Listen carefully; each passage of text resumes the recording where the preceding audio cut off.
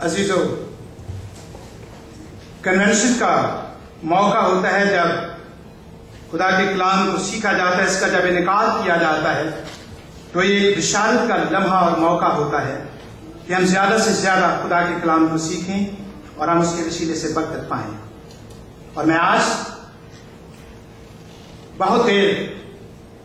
پادری صاحب کو نہیں روکنا چاہتا کہ وہ آئیں آپ کے سامنے خدا کے کلام کو پیش کریں۔ اور ریورنڈ ڈاکٹر اسلم ضیائی آج کے وائس ہیں جو گزشتہ 2 ایام میں بھی خدا کا کلام پیش کرتے رہے، اور میں نے گزشتہ 2 دنوں میں آپ کے سامنے اس بات کا اظہار کیا کہ ان کا انٹروڈکشن کروانا وہ میرے لیے ایک انتہائی خوشی کی بات ہوتی ہے، کیونکہ وہ اس وقت کلیسیائے پاکستان میں ہی صرف اپنی عالمانہ خدمات کو جاری نہیں رکھے ہوئے بلکہ دنیا کے بیشتر ممالک میں بھی انہوں نے انجیل جلیل کی خدمت کو سر انجام دیا ہے۔ اور آپ میں سے بہت جانتے ہیں کہ وہ گجرانوالہ تھیولوجیکل سیمنری میں وائس پرنسپل ہیں، وہ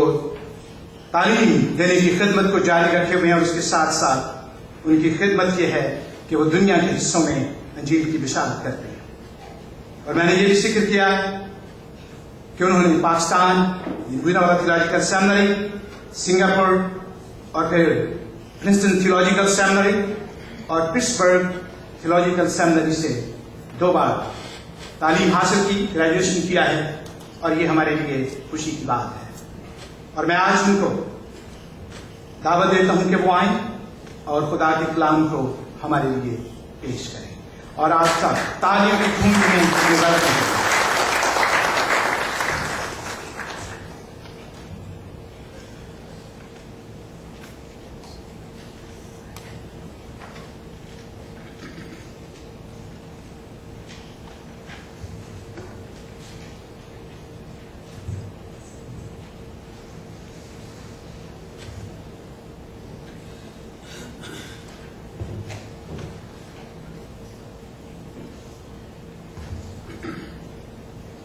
آئیے ہم خداوند کے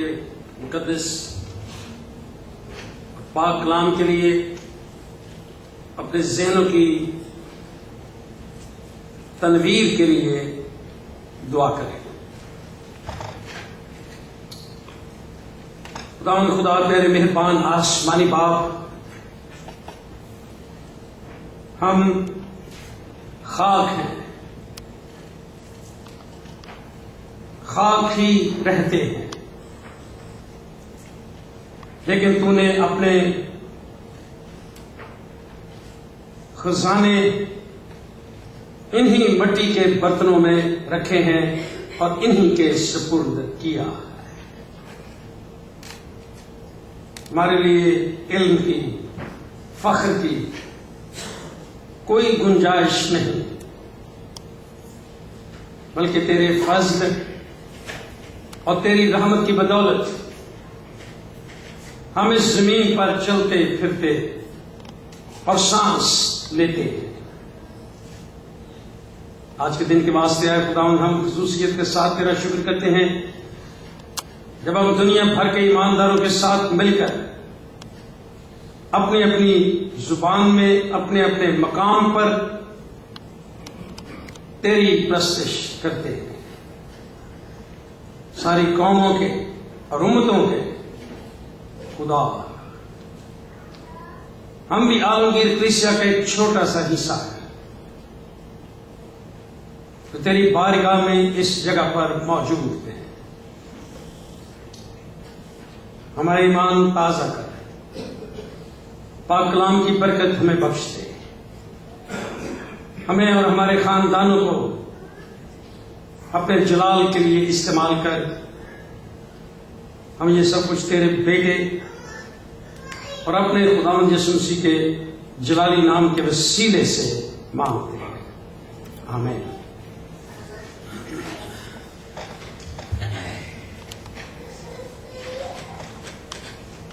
اگر ہم کتاب مقدس کو ایک طالب علم اور ایک طالبہ کے طور پر پڑھیں تو ہم پاک کلام کی بہت سی باتوں کو سیکھتے ہیں جو ہمارے ایمان کے لیے بہت اہم ہوتی ہے۔ پاک کلام کے صحائف کے اوراق پر ہم پرانے اور نئے عہد نامے میں خداوند یسوع مسیح کی عدالت اور اس کے دن کے بارے میں بہت سے بیانات پڑھتے ہیں۔ جب آپ اپنے گھروں کو جائیں تو دیکھیں کہ پرانے عہد نامے میں اور نئے عہد نامے میں کس طرح خداوند یسوع مسیح کی اس عدالت کا بیان کیا گیا ہے جو وہ زمانوں کے آخر پر ایک منصف کے طور پر، جس کا بیان ہم کتاب مقدس میں بیشتر مقامات پر پڑھتے ہیں کہ وہ راستی سے دنیا کی عدالت کرے گا۔ ہم اس حقیقت کو دیکھتے ہیں کہ اس نے اس دن کو، جسے ہم عدالت کا دن کہتے ہیں، پرانے اور نئے عہد نامے میں بہت سے ناموں سے اس کا اندراج کیا گیا ہے۔